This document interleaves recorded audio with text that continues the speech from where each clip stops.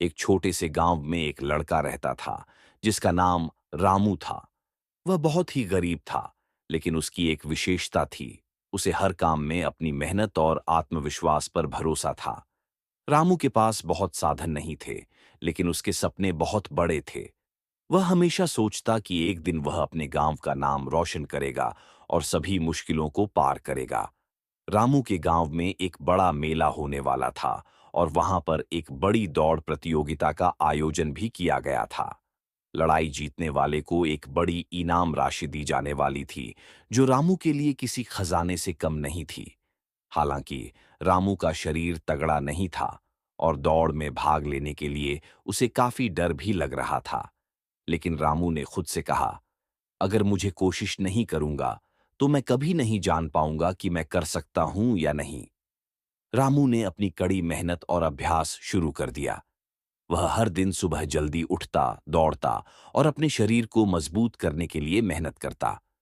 उसकी शुरुआत कठिन थी, वह जल्दी थक जाता, लेकिन उसने कभी हार नहीं मानी। उसने अपनी मंजिल को ध्यान में रखते हुए हर मुश्किल को पार किया। वह जानता था कि जीतने के लिए उसे केवल अपनी कड़ी मेहनत और लगन पर विश्वास रखना होगा। मेले के दिन जब दौड़ प्रतियोगिता शुरू हुई, तो रामू ने अपनी पूरी ताकत लगा दी।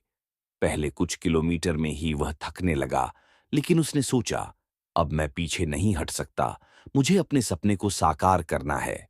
उसके भीतर एक नई ऊर्जा आ गई और उसने अपनी दौड़ जारी रखी। धीरे धीरे वह पहले स्थान पर पहुंच गया। अंतिम दौड़ में वह सबसे आगे था और अंत में उसने प्रतियोगिता जीत ली। रामू की जीत ने न केवल उसे, बल्कि उसके पूरे गांव को भी प्रेरित किया। उसकी कहानी ने यह साबित कर दिया कि अगर किसी के पास आत्मविश्वास, मेहनत और संघर्ष की भावना हो, तो कोई भी मुश्किल उसे रोक नहीं सकती। रामू का नाम आज भी गांव में सम्मान से लिया जाता है और उसकी कहानी हर व्यक्ति को यह सिखाती है कि चाहे हालात जैसे भी हों, अगर आत्मविश्वास और मेहनत का साथ हो, तो सफलता हासिल करना मुश्किल नहीं है।